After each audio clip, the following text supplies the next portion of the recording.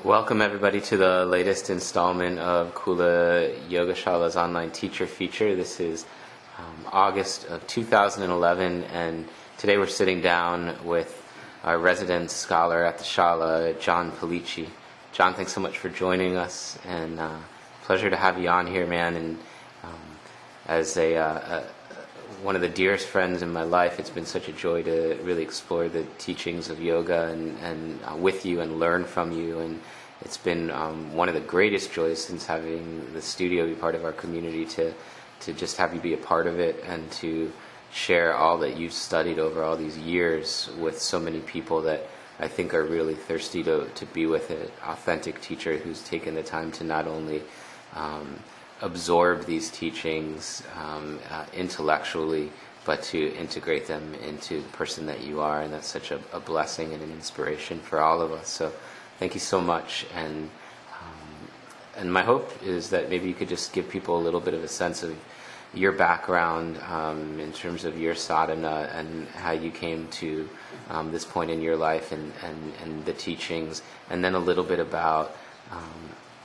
what people can anticipate from the different classes that you teach. I know there's a variety of things, from the Satsang sacred study to your Hatha Yoga class to the monthly Course in Miracles immersion. So maybe just a little overview so they can become familiarized with what all this is about that you do. Sure. I mean, thank you. It's been a tremendous blessing not only to be your friend, but also to be part of the Kula community. It's really been an exciting journey so far since we've opened the studio, and to explore the many dimensions of yoga and to be a part of this voice that is sort of bringing community into this practice of stepping into the sacred, and to do it in an authentic way where everyone is honored, everyone is given a chance to self-express within the sacred rather than having to sort of conform. We're seeing our growth happening so rapidly because I think everyone feels honored in the way that they're approached by all the teachers at Kula. And this is what I try to uphold in all my classes. So in my Monday Asana class, I do try to integrate the highest levels of philosophy and pranayama with the asana process or practice, and bring in mantra, and sort of keep it in the authentic Hatha Yoga tradition to really target the many dimensions of our being in the practice.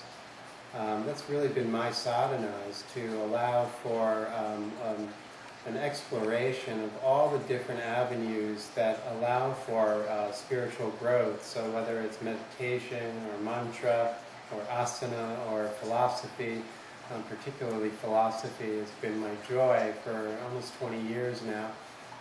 And it's been sort of this exploration of not just yoga, but many of the spiritual traditions. And this is what you usually get when you take a class or attend a talk that I'm hosting.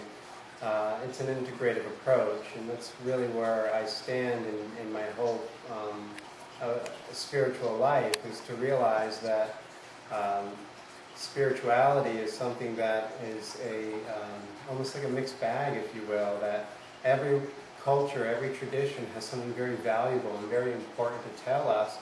And if we have an open mind and a humble heart, we can receive it and integrate it and feel the presence of peace in our life as we begin to step into these higher teachings. And so on Tuesday night, we present various traditions. So we just finished a 6-month-long study of A Course in Miracles, really a tremendous experience there. And it's led into a study of the Mahayana tradition of Buddhism, which complements A Course in Miracles so nicely.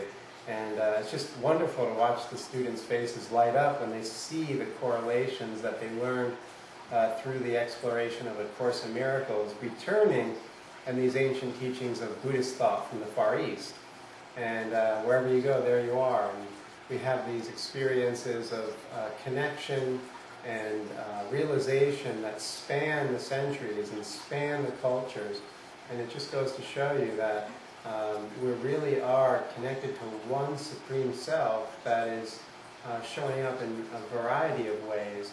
And it behooves us to really explore the many different traditions. And so in light of the joy that we received during the Course in Miracles teachings, we didn't want to discontinue that entirely. So we're presenting it on a monthly basis on Saturdays, a Course in Miracles immersion. So we're doing a 5 to 9 p.m. Deep workshop on A Course in Miracles principles. And they are integrated, again, with teachings of Kabbalah, Gnosticism, higher teachings of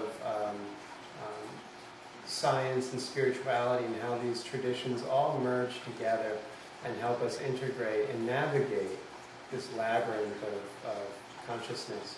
And that's on it's the last Saturday of each month? It's the last Saturday of every month, yeah. So we're going to be doing this regularly the fourth Saturday of every month, except for September, because I'm going away for my honeymoon.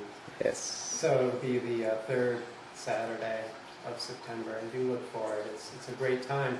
And not only is it a great time, but there's great food involved, because we're there for 4 hours. Right. We're having a potluck dinner, and we just have a lot of chefs that seem to be attending. Nice. So we have delicious food to boot. Awesome. And so that gives us an idea of the asana class and the sacred study on Tuesday nights and the immersion. I think you kind of touched on this point of integrating all these different threads from different traditions around the world, and that's one of the things that I think is so fascinating about studying with you, because so many people come to these teachings from different backgrounds, and it seems to really make it accessible to them. And how is it that you came to be so well versed in so many different fields of study? From, I remember one time we met at Starbucks, and you were like reading something in like Aramaic, and I was like, what? How is this even possible? So, and so maybe just I'd love to know like a little bit of the background, let people know a little bit of the background of how you arrived in this. Yeah. Well, it began on my own independent quest for truth. I just felt there was a tremendous pull for me to begin to open up to spiritual truth, and I began exploring, at first, New Age teaching, but then it quickly led into A Course in Miracles and biblical spirituality. And something really appealed to me about Bible study, and I pursued that for about 12 hours a day, every day. I was just very committed, and that led into a study of Buddhism. How that happened, I don't know. Just began to have this voracious craving for everything that's related to truth. So pursuing Buddhist studies in a Zen monastery and a Zen temple, that became connected to studying yoga tradition.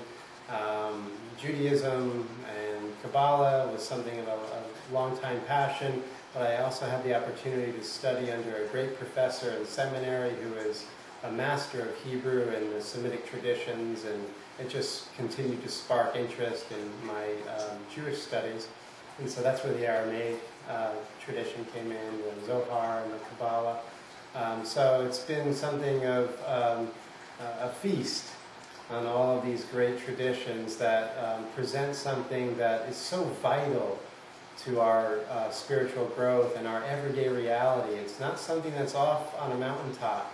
It's actually something that can be brought right down to where we are, raising our children, going to work every day, driving in traffic. Very practical and very profound at the same time, because of what it's doing is it's giving us this opportunity to look beyond the roles and the masks that we play and wear, and to really see the sacred self that we always are. Sometimes we forget that we are. And to sit in a concentrated study and to really connect to that sacred self, I think is the real joy that we're all after. So it's a great honor and a great privilege to be here and to be a channel or to be a spokesperson for this. And thank you so much for allowing me to take the seat of teacher at Kula. Thank you so much, man. Thanks for taking it and receiving it.